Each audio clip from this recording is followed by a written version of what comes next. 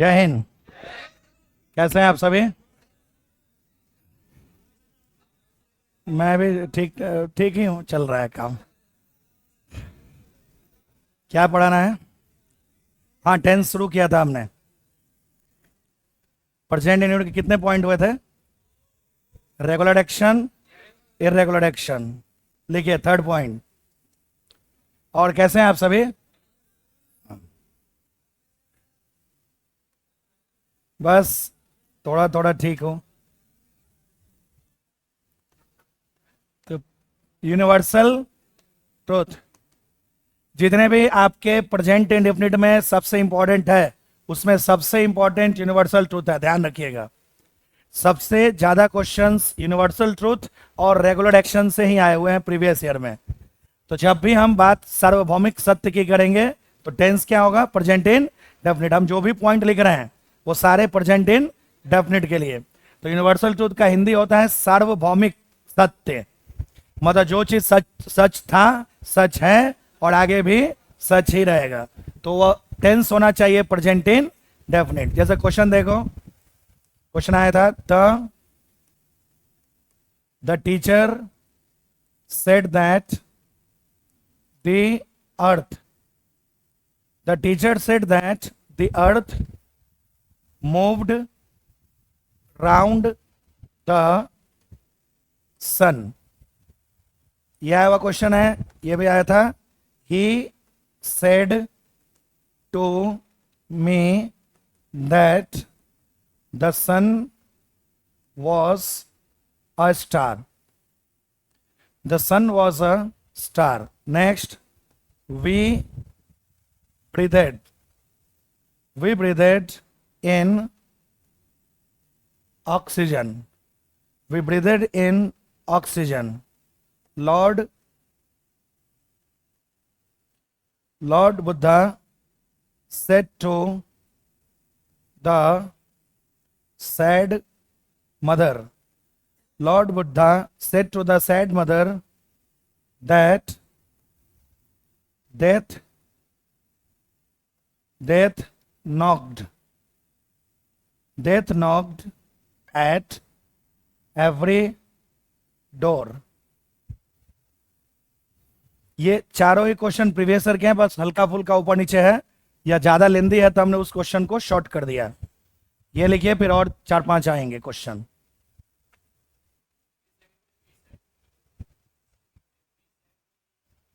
Sorry, we नहीं था, ही था, क्योंकि दोनों तो फर्स्ट पर्सन हो जाएंगे ना। या तो वी बदलिए या मी को बदलिए, क्योंकि दोनों फर्स्ट पर्सन नहीं हो सकते एक साथ।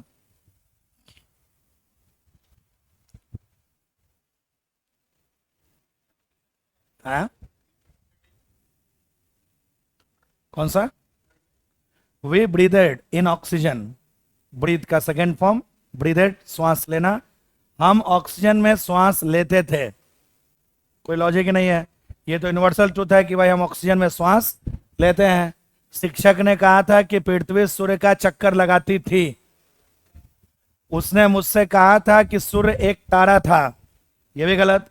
भगवान बुद्ध ने उस उदास दुखी माता से कहा था कि मृत्यु सभी दरवाजे को ठकठकाती थी। तो ये सारे तो यूनिवर्सल ट्रूथ हैं, तो सारे ही होने चाहिए थे प्रेजेंट इन डेफिनिट टेंस में। तो बदल दीजिए। द अर्थ प्रेजेंट इंडेफिनिट, शेष नहीं, यहां नहीं है यूनिवर्सल ट्रूथ। यूनिवर्सल ट्रूथ इस पार्ट में है। तो वो तो शिक्षक ने उस दिन कहा था, तो उस दिन कहा पास्ट, लेकिन पृथ्वी तो सूर्य का चक्कर लगाती है, तो अभी भी होता है। यूनिवर्सल ट्रूथ तो ये पार्ट है, तो ये होना चाहिए प्रेजेंट इन डेफिनिट। उसने मुझसे कहा था कि सूर्य एक तारा था। नहीं नहीं, है, अभी भी है भाई। तो इज आ गया, मतलब प्रेजेंट इन डेफिनिट। हम ऑक्सीजन में श्वास लेते हैं, नॉट लेते थे। डी हटाइए। वी ब्रीथ इन ऑक्सीजन, हम ऑक्सीजन में श्वास लेते हैं। भगवान बुद्ध ने उस उदास दुखी माता से कहा था कि मृत्यु सभी दरवाजे को ठकठकाती थी। क्या है? अभी भी तो सबकी मृत्यु होती है, तो मृत्यु सभी दरवाजे को ठकठकाती है। Knocks, present indefinite.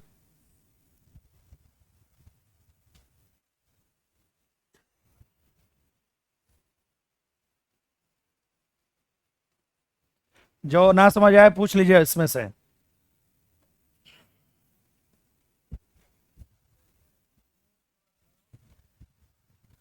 वो प्रिपोजिशन में पढ़ो, मूव के साथ राउंड, रिवॉल्व के साथ अराउंड, प्लूटो को छोड़कर। तो प्रिपोजिशन में इसके लिए तो आपको अलग से पढ़ना है कि कहाँ पे राउंड लिखना है, कहाँ पे अराउंड। मैं 5-6 क्वेश्चन कराऊंगा राउंड अराउंड में, तो वहां पे क्लियर आएगा।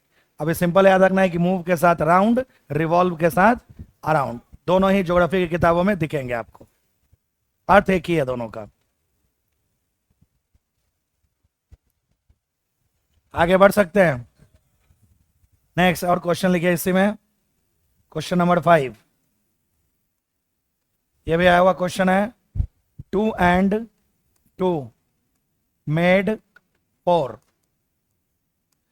लगभग हर किताब में ये क्वेश्चन है, 2 and 2 made 4।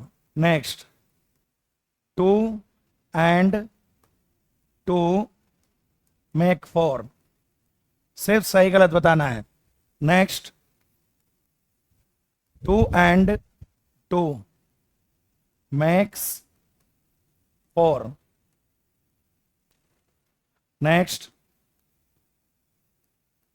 2 and 2 dash 4। Options, made, make, makes.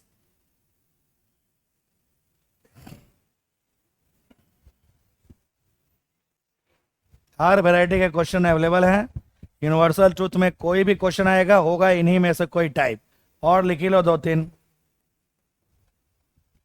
2 and, अब बोलोगे सर 2 और 2 ही क्यों लिख रहे हैं? भैया तुम 2 और 10 लिख लो, मैथ्स पढ़ने की बीमारी है तो 2 and 12 लिखो, और फिर उसके बाद मेक के बाद 14 लिख लो। सभी संख्याओं के लिए रूल वही होता है, बस मैं ये लिख रहा हूं क्योंकि ऐसा मुझे दिखा था, नहीं तो आप नंबर को बदल सकते हैं, आपकी मर्जी। 2 and 2 is 4। सिर्फ सही गलत, 2 and 2 are 4। Next, 2 and 2 dash 4। Options, is, am, are। जान जाओगे तो बहुत ही आसान है, नहीं जानोगे तो हालत खराब करके रख देगा।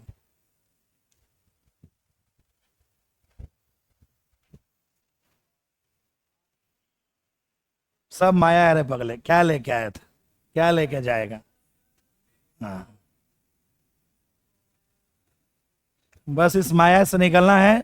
तो जो जो चैप्टर, जब देखो पुराने जो बैचेस हैं, जैसे 15, 16, 17, उनकी आज क्लास चल रही थी, बेसिक चीज़ें जब मैं पूछ रहा था उनसे, बाद में आपका भी होगा, मैं हर क्लास में कुछ चैप्टर्स के बाद रिपीट जरूर कराऊंगा, उसके लिए अलग से कोई क्लास नहीं होगी। जो चैप्टर चल रहा होगा उसी में क्वेश्चन में पिछले और चैप्टर के भी 1-2 रूल को जोड़ के क्वेश्चन को चेंज कर देंगे। तो जो चैप्टर चल रहा है उसका भी क्वेश्चन वो है, और 1-2 गलती और किसी और चैप्टर का ऐड। तो इतना बेसिक क्वेश्चंस जो सब्जेक्ट एग्रीमेंट में उन्हें पढ़ाया था, टेंस में पढ़ाया था, वो आज नहीं कर रहे थे। तो इसलिए कहता हूं कि अगर आप डेली सॉल्व करते रहेंगे, पढ़ते रहेंगे, तो कंट्रोल में रहेगा। नहीं तो आप कोई भी हो, बाद में इंग्लिश कंट्रोल में नहीं आती है, क्योंकि छोटे छोटे अनेकों रूल हैं, मतलब हजारों में जाएंगे।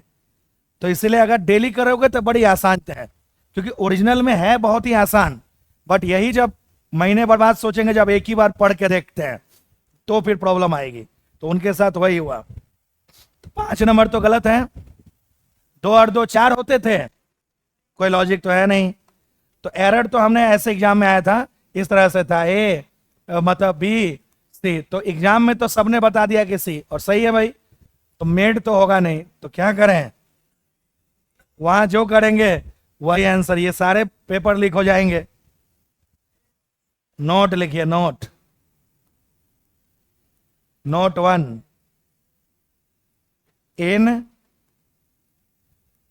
in mathematical calculation, in mathematical calculation we can use both singular and plural verb। We can use both singular and plural verb, but singular verb is better. But singular verb is better. Hindi mathematical calculation में, जिसे हम हिंदी में कहते हैं गणितीय गणना, mathematical calculation में singular और प्लूरल दोनों वर्ब का प्रयोग कर सकते हैं। मैथमेटिकल कैलकुलेशन में सिंगुलर और प्लूरल दोनों वर्ब का प्रयोग कर सकते हैं। मैथमेटिकल कैलकुलेशन में सिंगुलर और प्लूरल दोनों वर्ब का प्रयोग कर सकते हैं। सिंगुलर और प्लूरल दोनों वर्ब का प्रयोग कर सकते हैं, लेकिन सिंगुलर वर्ब का प्रयोग बेहतर है। लेकिन सिंगुलर वर्ब का प्रयोग बेहतर है। लेकिन सिंगुलर वर्ब का प्रयोग बेहतर है।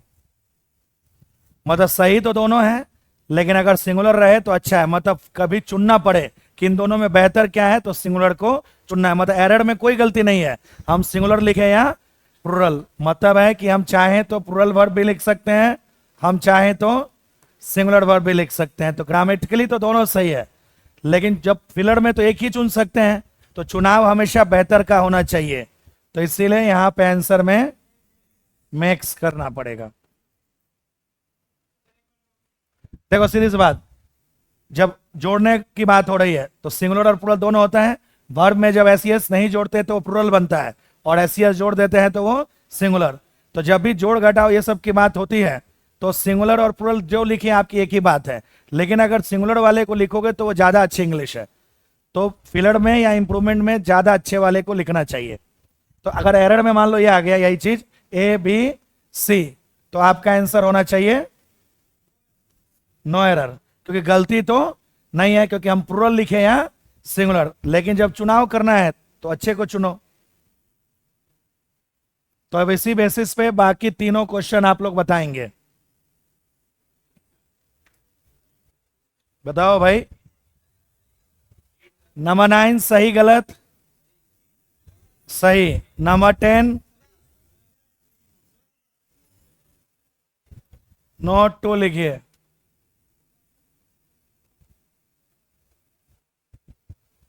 लग तो एक ही जैसा रहा है, लेकिन है नहीं। लिखिए when be form, be form पता है ना, is am are was were been, इसी को हम बी फॉर्म कहते हैं। When be form is used as main verb in when B form is used as main verb in mathematical calculation, comma use is only, use is only। Hindi, जब mathematical calculation में, जब mathematical calculation में, जब mathematical calculation में मतलब जब गणितीय गणना में बी फॉर्म का प्रयोग मेन वर्ब के रूप में हो, जब मैथमेटिकल कैलकुलेशन में बी फॉर्म का प्रयोग मेन वर्ब के रूप में हो, जब मैथमेटिकल कैलकुलेशन में बी फॉर्म का प्रयोग मेन वर्ब के रूप में हो, तो मेन वर्ब के रूप में हो तो सिर्फ इज का प्रयोग करें, तो सिर्फ इज का प्रयोग करें, तो सिर्फ इज का प्रयोग करें। नॉर्मल वर्ब आता है तो सिंगुलर प्लूरल दोनों चलता है, लेकिन जब बी की फॉर्म आती है तो सिर्फ और सिर्फ इज लिखना है, और बाकी आर एम वॉज वर इन सब में किसी का प्रयोग नहीं करेंगे। तो इसीलिए ये सही है, ये गलत है। अब तो यहां बात ही खत्म हो गया। तो बी की फॉर्म है ना मेन वर्ब, यहां पे इज क्या है, main verb, main verb.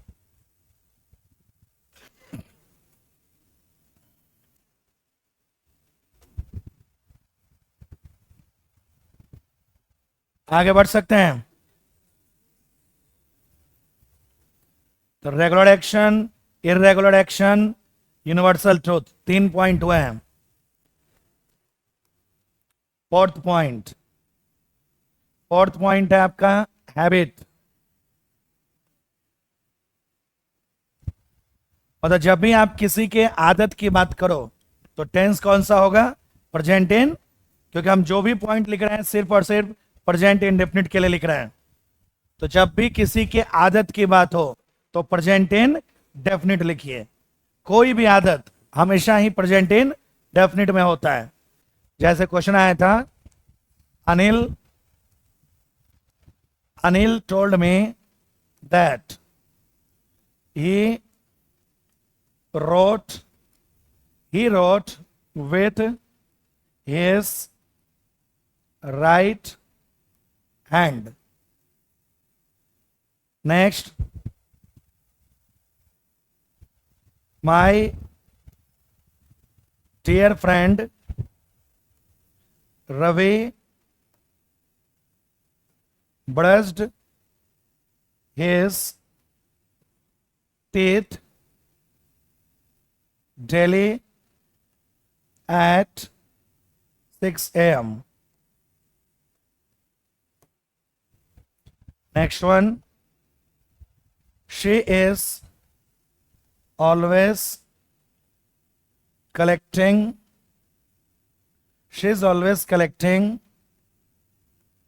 antique coins.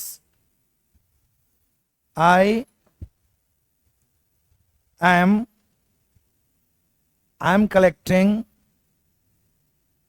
old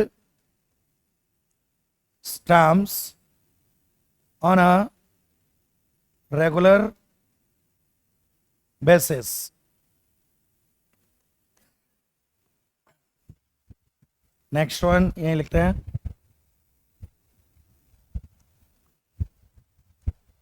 he is always smoking.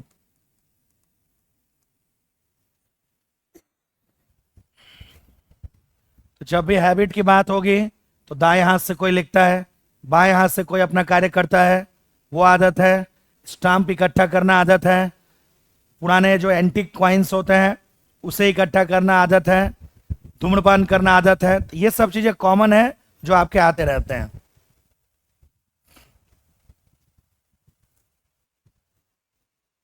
Antique मतलब यूनिक, ओल्ड भी होता है सिनोनिम एंटीक का। अनोखा, पुराना, अलग।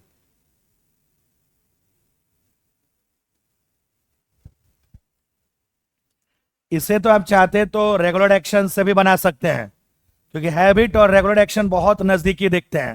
क्योंकि हम बोलेंगे कि डेली वो ब्रश करता है 6 बजे, तो इसे रेगुलर में भी प्रेजेंट इंडेफिनिट, और ब्रश 6 बजे करना है किसी की आदत है, उससे भी हम बना सकते हैं कि प्रेजेंट इन डेफिनिट। तो दोनों तरीके से आंसर सेम आएगा। हाँ, एक ही बात है। वो कंफ्यूजन के लिए आपको जैसे कि ही इज अगर मान लो लिखा है, ही इज लिखा है, हम इसे ऐसे लिख देंगे। तो जब कंफ्यूजन क्रिएट करना होगा तो वो ऐसे लिखते हैं। बट एक ही बात है जो हम बाद में बात करेंगे, क्वेश्चन टैग में आ जाता है ये, शॉर्ट फॉर्म जिसे कहते हैं। तो अनिल ने मुझसे कहा था कि वो अपने दाहिने हाथ से लिखता था। आप दाहिने हाथ से लिखो, बाएं हाथ से लिखो, दाहिने हाथ से काम करो, बाएं हाथ से काम करो, ये सब आपकी हैबिट होती है। और हैबिट को आपको टेंस नहीं बदला जा सकता। तो ही रोट नहीं। और ध्यान रखना, पिछला जो पॉइंट था यूनिवर्सल ट्रूथ, और ये जो हैबिट है, ये दोनों पॉइंट नरेशन में भी आएगा। क्योंकि नरेशन का रूल है, यदि यूनिवर्सल ट्रूथ या आदत की बात करोगे तो टेंस में बदलाव नहीं करेंगे। तो ये सेम पॉइंट नरेशन में भी आता है, और यही क्वेश्चनरी वाला आएगा। मेरा प्यारा दोस्त जो रवि है वो ठीक 6 बजे ब्रश करता था। नहीं नहीं भाई, है जो, तो ब्रश नहीं, ब्रशेस। ठीक 6 बजे डेली ब्रश करता है। तो फिर उसके लिए कुछ आपको हिंट दे देगा, टाइम दे दे, हाँ तब यूज टू कर दो। या फिर वुड प्लस V1 कर दो, जो आप बोल रहे हैं ना वो आएगा आएगा। वह हमेशा एंटीक क्वाइंस है इकट्ठा कर रही है, नहीं नहीं करती है, ये उसका हैबिट है। एंटीक क्वाइन, एंटीक स्टाम्प्स, ये सब इकट्ठा करना। जैसे कि बहुत सारे लोगों का है कि खिलाड़ियों के साइन किया हुआ जर्सी या कोई चीज को इकट्ठा करना, नए नए मतलब अलग अलग मैदान के मैच के बॉल को इकट्ठा करना, साइन करा के प्लेयर का इकट्ठा करना, ये आदत है। और जैसे कि मेरा दोस्त है, वो हर जगह क्रिकेट जहाँ खेलने जाता है तो पैसे दे के या पता नहीं कैसे क्या करता है, वो प्लेयर का साइन किया हुआ बॉल को लेके आता है। कैसे करता नहीं पता, बट उसकी कंपनी प्रमोट भी करती है, ग्रीन पैनल में है, तो वो सब जगह का एक स्पॉन्सर भी करते हैं, तो पता नहीं वो कैसे करता है, मतलब लेके आता है। तो उसने मुझे भी एक बैट दिया, उस पर सारे इंडियन टीम के पूरे प्लेयर का मतलब साइन है, लेकिन वो खेलने वाला बैट नहीं है, इतना छोटा बैट। हम बोला यार ओरिजिनल बैट ही दे देते, साइन की तो मुझे जरूरत ही नहीं, मैं कम से कम उसे खेल लेता। ओरिजिनल खिलाड़ी जिससे खेलते हैं उसका बैट का एक अलग ही बात होगी ना, ये सब बैट से मारो तो हाथ झंझना जाता है। अब वो बैट महंगे महंगे होते होंगे, कोहली वाला बैट मिल जाता मजा आ जाता। She always collects antique coins. I am collecting नहीं, आई के साथ कौन सा वर्ब आएगा, सिंगुलर या प्लुरल? प्लुरल वर्ब, क्योंकि आई सेकंड वाले फॉर्मूला में था, subject plus V1 plus object, तो आई कलेक्ट होगा। और या फिर हैबिट नहीं तो रेगुलर एक्शन से बना लेते हैं, रेगुलर बेसिस पे वो स्टाम्प इकट्ठा करता है। और ये तो यूनिवर्सल सेंटेंस है, हर किताब में दिखेगा, वह हमेशा धूम्रपान करता है। तो धूम्रपान करना तो भाई आपका हैबिट है ना, ही ऑलवेज स्मोक्स, वह हमेशा धूम्रपान करता है। जबकि लिखा रहता है cigarette smoking is injurious to health, है? उसमें 2 लाइन सीखने लायक थे, 2 ग्रामर के रूल है। Cigarette smoking is injurious to health में 2 सेंटेंस, 2 चीज सीखना है। इंजूरियस के साथ फिक्स प्रीपोजिशन टू आता है जो प्रीपोजिशन में हेल्प करेगा, और सब्जेक्ट वर्गमेंट जो पढ़ोगे बाद में, उसमें रूल है कि जब जेरेंड का प्रयोग सब्जेक्ट ग्रुप में हो तो वर्ब सिंगुलर आता है।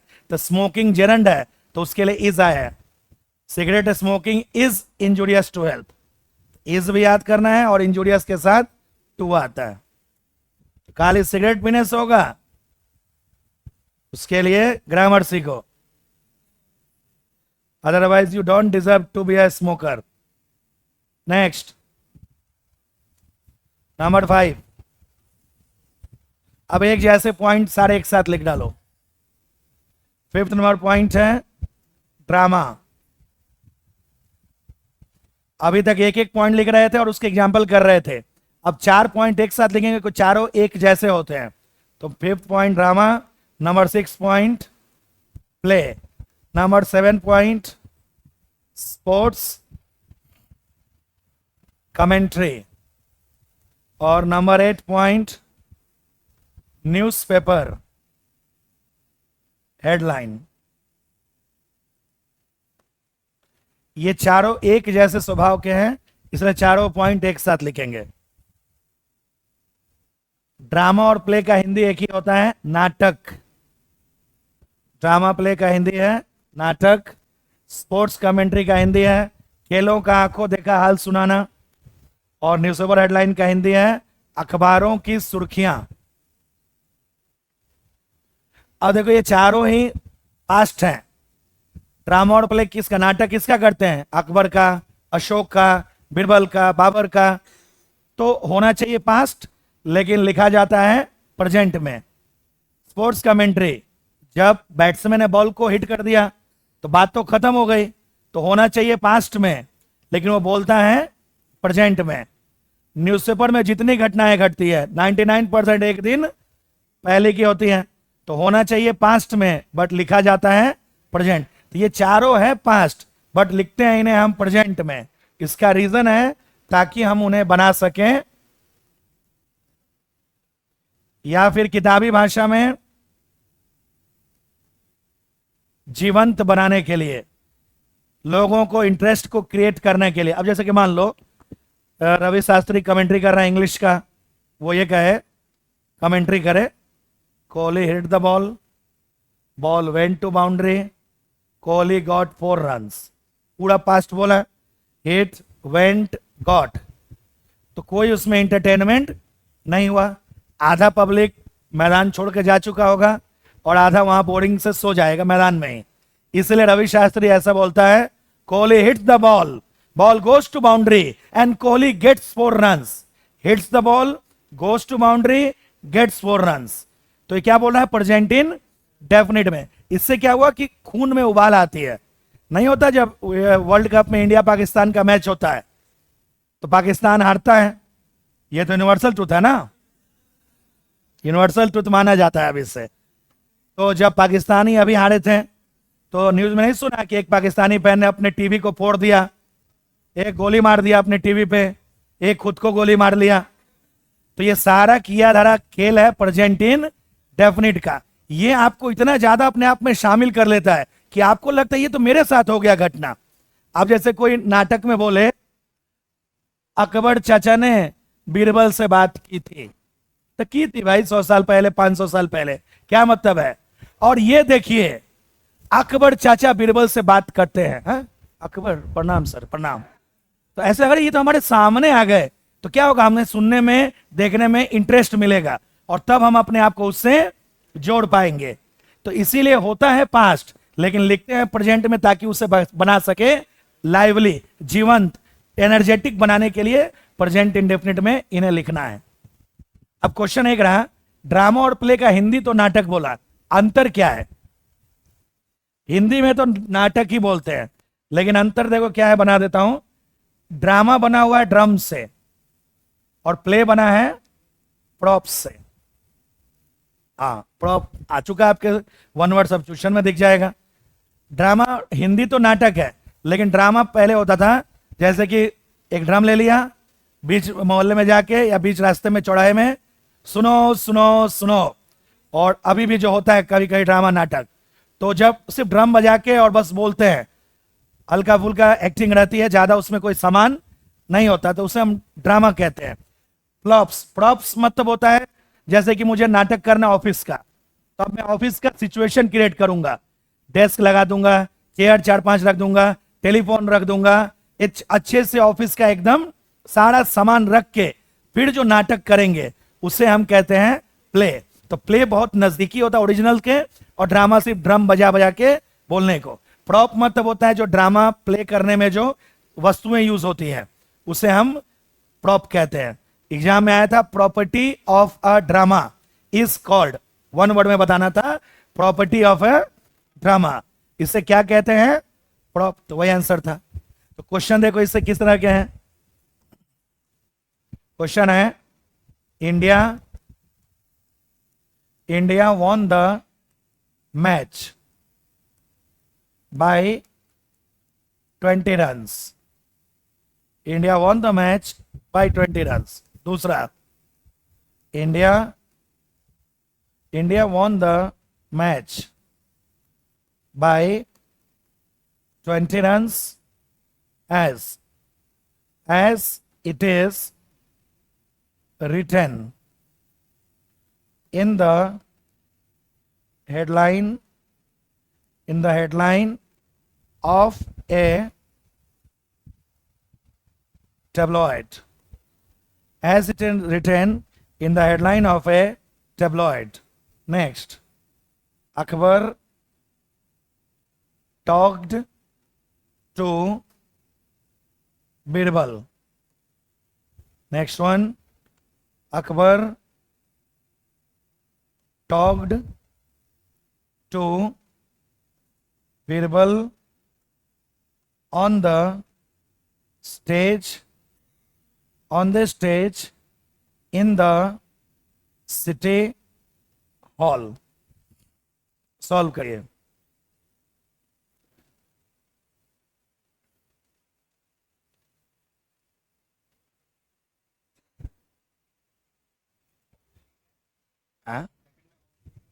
Tabloid, TABLOID। हर्ष कौन है भाई, हर्ष समीर राठी आपको बोल रहे हैं हे बड़ो। ये नालायक बोल रहा है कि sir please tell Harsh and both princess hey bro. पढ़ने की जगह पे ये हे ब्रो कर रहा है। अरे भाई ब्रो स्लैंग वर्ड है, इंग्लिश में नहीं चलता। ब्रो, मैम, वाना, गोना, ये सब शब्द ये स्लैंग लैंग्वेज है, आपके एग्जाम में नहीं चलेंगे, तो ब्रदर ही बोल लो।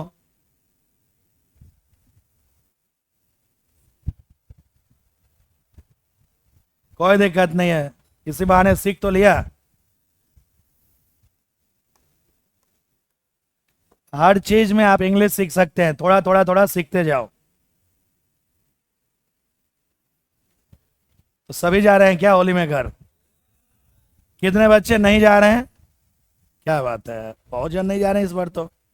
अच्छा है, तो तुम जो नहीं जा रहा है तो सुनो, 3 दिन छुट्टी है, तो घर नहीं जा रहे हो तो त्याग कर रहे हो भाई। घर नहीं जाना पूजा पाठ में, त्योहार में बहुत बड़ा त्याग है। तो अब ये मतलब नहीं है उसका कि तुम 3 दिन कोमा में मोबाइल ही चलाता रह गया, तो वो त्याग नहीं है, निकम्मापन की निशानी है। सिर्फ आप, अगर आपको बहुत ज्यादा पढ़ाई से मतलब नहीं है तो होली के दिन आप छुट्टी ले सकते हो, जबकि मुरथल उरथल में एक शिफ्ट में बच्चे होली खेल लेते हैं, फिर अपना जो नॉर्मल रूटीन है पढ़ने लिखने का फॉलो करते हैं। आपको कीमत चुकानी होगी, जितना जल्दी समझोगे उतना अलर्ट रहोगे। तो अगर नहीं जा रहे हो तो उसका फायदा उठाइए, 2 दिन में कुछ ना कुछ एक्स्ट्रा होना चाहिए। तो पहला क्वेश्चन सही गलत? न्यूज़पेपर हेडलाइन नहीं है,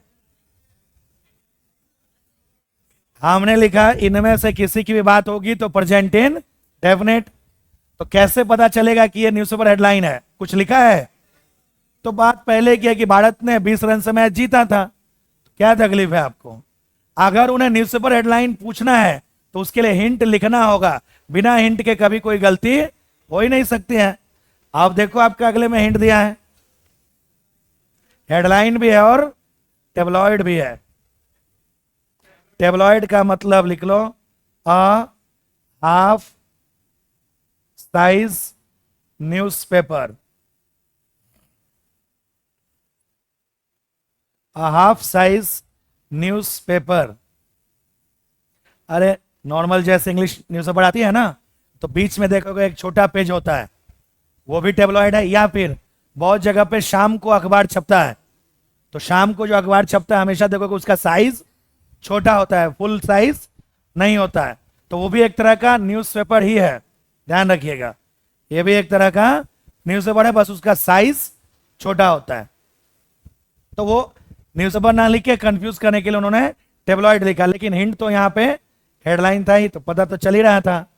तो अब हमें पता है कि ये न्यूज़पेपर की हेडलाइन की बात है, तो प्रेजेंट इन डेफिनेट दीजिए। इंडिया सिंगुलर है तो वर्ब भी सिंगुलर, और जब वर्ब में एस जोड़ते हैं तो वो सिंगुलर बनता है। एस नहीं जोड़ा, लगाया तो था। अच्छा गायब हो गया, मैं भी बोलूं सब ध्यान से ऐसे क्यों देख रहा है, कुछ हो जाता है बड़ो लोग।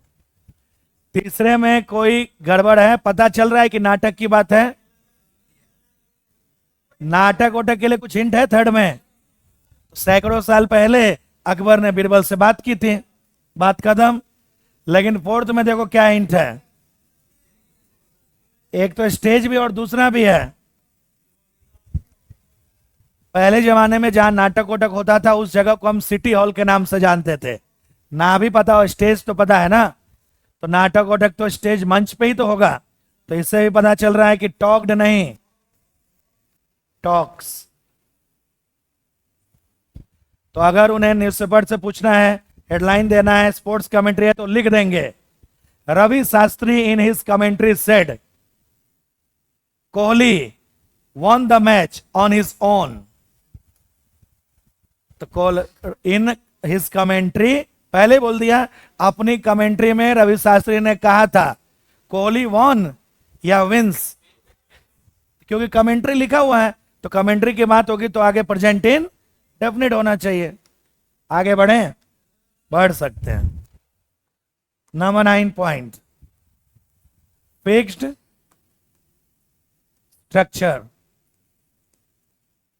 कितने पॉइंट है सर? तब से प्रेजेंट इंडेफिनिट चल रहा है, 10 पॉइंट है। हाँ, एक और बस पॉइंट आएगा, फिर प्रेजेंट इंडेफिनिट खत्म। फिक्स्ड स्ट्रक्चर को कुछ किताब में नाम दिया गया है परमानेंट स्ट्रक्चर, एक ही बात है। अब ये क्या है भाई, जो भी चीज जमीन से जुड़ गया तो वो तो फिक्स्ड हो गया, तो उसे आपको लिखना चाहिए प्रेजेंट इंडेफिनिट। जैसे आपने घर बनाया, तो घर तो जमीन से जुड़ गया, जब तक हम उसे तोड़ेंगे नहीं तब तक उसे वहां से हटाया नहीं जा सकता। जैसे कि भारत है, भारत एशिया महादेश में है, तो वो तो फिक्स्ड है ना, वो तो अलग नहीं हो सकता, तो प्रेजेंट इंडेफिनिट है। जैसे नेपाल है, नेपाल भारत और चीन के बीच में है, तो वो भी तो फिक्स्ड है। तो जो चीज फिक्स्ड है, जमीन से जुड़े हुए हैं, उसके लिए हमेशा प्रेजेंट इन। अब जैसे कि बड़े बड़े मशीन है, बड़े बड़े कारखाने में बड़ा बड़ा मशीन लगता है जो लाखों टन के होते हैं, वो जब एक बार इंस्टॉल करते हैं तो वो जमीन से उन्हें फिक्स कर दिया जाता है। तो जब तक आप तोड़ फोड़ नहीं करेंगे तब तक उन्हें वहां से हटाया नहीं जा सकता। तो जो चीज जमीन से फिक्स्ड हो गए, जुड़ गए हैं, उन्हें हमेशा लिखना चाहिए प्रेजेंट इन डेफिनिट में। क्वेश्चन देखिए, आपके सीजल में ये क्वेश्चन था, दो क्वेश्चन आए हैं। एक क्वेश्चन तो ये दिया था उन्होंने, my house is facing the east, ये एक सेम क्वेश्चन है। और एक question, the temple is situating इन,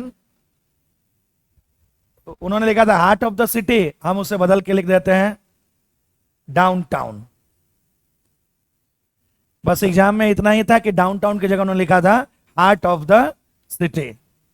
तीसरा, Nepal is lying, Nepal is lying between India and China, Nepal is lying between India and China.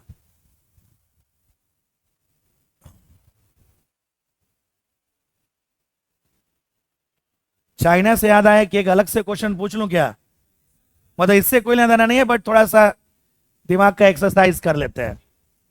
पूछें, सिर्फ दो क्वेश्चन दूंगा ऑप्शंस के साथ, आपको फिल करना है।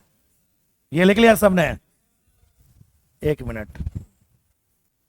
अरे इंग्लिश में कुछ टफ लगा आपको अभी तक?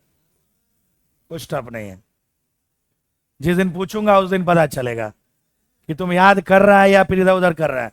और जब पूछा जाता है तो 2 दिन लगते हैं, 2 क्लास, क्योंकि हर एक स्टूडेंट से पूछा जाएगा, रैंडमली नहीं, एकदम लाइन से।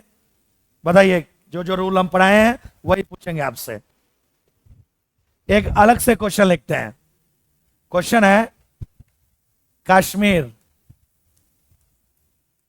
Is dash the north of India, क्योंकि एक चाइना वाला क्वेश्चन कहीं किसी एग्जाम में दिया हुआ था। China is dash the north of India. Options आपके पास, इन, ऑन, ओवर, टू, एट। इन्हीं 5 ऑप्शंस में से फिल करना है। अब एक बार सीजल में आया है, Kerala is dash the south of India. Kashmir पूछेगा, चाइना पूछेगा, कभी केरला पूछेगा, क्या ही फर्क पड़ता है, जो कंसेप्ट है वो फिक्स्ड है। पहले इन दोनों सॉल्व करो, फिर बताओ। पास मार्क है 1, 2 में 1 सही होना चाहिए, और दूसरे में पक्का?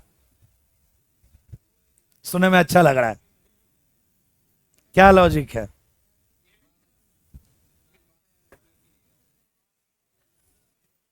वो सिर्फ नाटक करके ऐसा, कभी कश्मीर पूछ रहा है, कभी केरला पूछ रहा है, कभी चाइना पूछेगा, कोई मतलब नहीं है। कंसेप्ट ध्यान रखना है, वो कुछ भी लिखेंगे आप आंसर दे दोगे। कंसेप्ट ये था, मान लो ये बॉर्डर है, बॉर्डर के इस साइड हमारा और उस पार यही होगा, कोई भी देश उठाएंगे। अब ये मत बोलना कि सर हम तो चाइनीज है, अबे तो तू इधर से लिख लेना, हम इंडियन, हम इधर से लिख रहे हैं। बॉर्डर के अंदर हो, बॉर्डर के बाहर हो, बॉर्डर पे हो,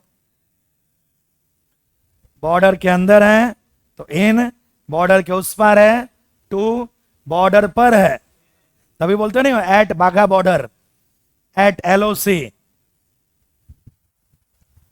अब ये मत बोलना सर हम चाइनीज है, तो इधर वाले को उधर लिख लो, उधर वाले को इधर लिख लो, अपने अपने देश के हिसाब से करोगे। कौन पाकिस्तानी है? गला दबा के मार डालूंगा यहीं पे। सब यहां हिंदुस्तानी है, इंडियन।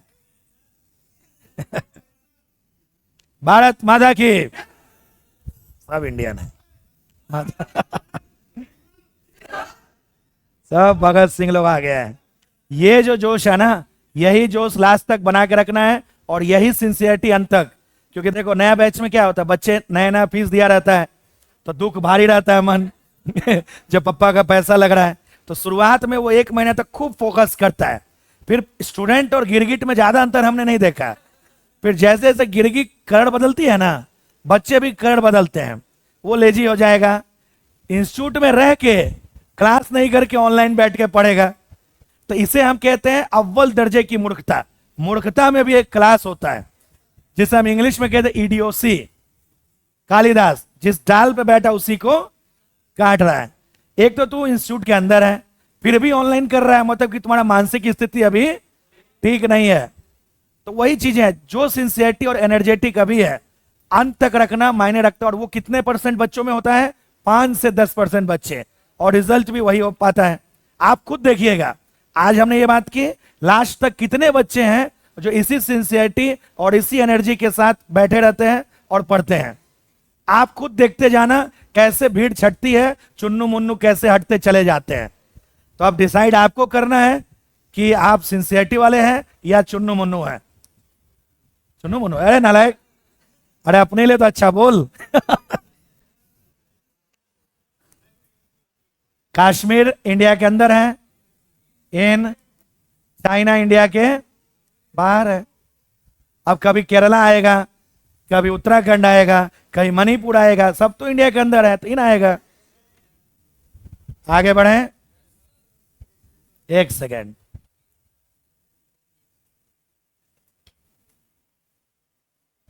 हाँ, माई, नहीं नहीं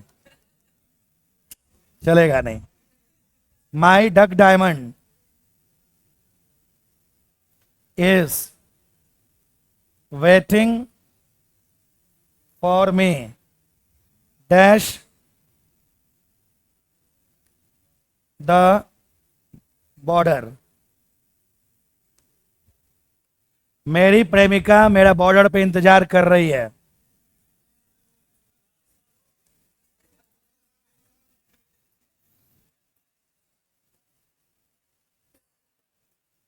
डक डायमंड मतलब गर्लफ्रेंड होता है।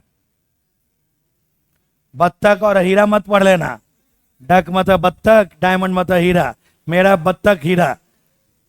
डक डायमंड एक इडियम है जिसका अर्थ होता है गर्लफ्रेंड।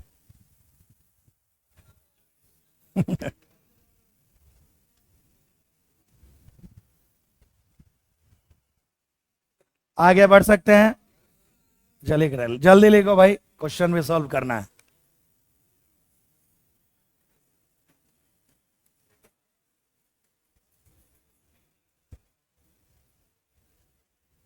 बॉर्डर पे इंतजार करें मतलब दूसरे देश की है।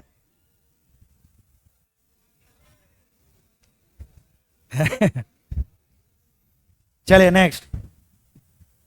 अब उसका घर का जो गेट है वो पूरब दिशा में है, तो फिक्स्ड है ना भाई। जब तक तोड़ोगे नहीं तब तक उसे बदला नहीं जा सकता, तो ये तो फिक्स्ड है। तो इस फेसिंग नहीं, हाउस सिंगुलर है तो वर्ब भी सिंगुलर चाहिए, तो फेस में एस जोड़िए। मतलब मेरे घर का जो द्वार है वो पूरब दिशा में है।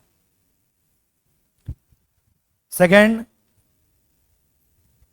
अब एक क्वेश्चन आप लोगों के लिए, 2-4 वर्ड लिखूंगा, बताना उसमें कौन सा शब्द सही है कौन सा गलत है।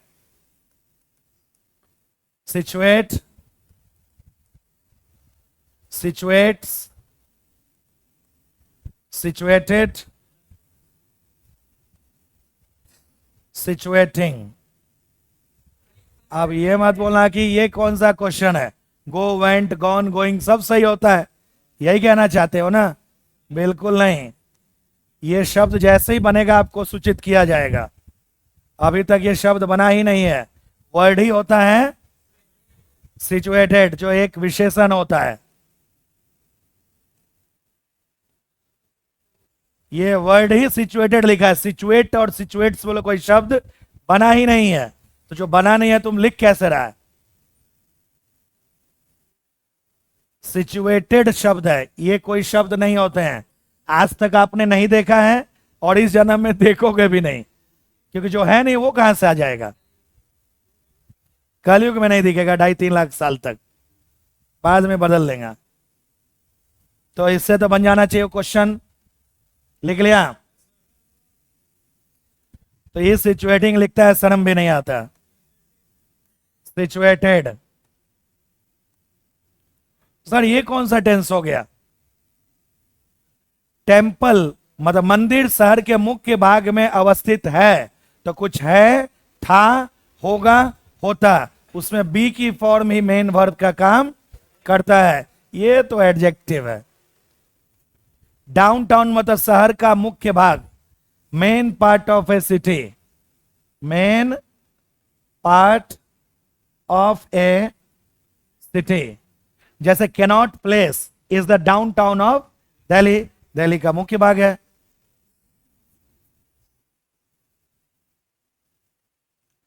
नेपाल भारत और चीन के बीच में अवस्थित है, ये तो फिक्स्ड है, तो इस लाइन कैसे लिख सकते हो?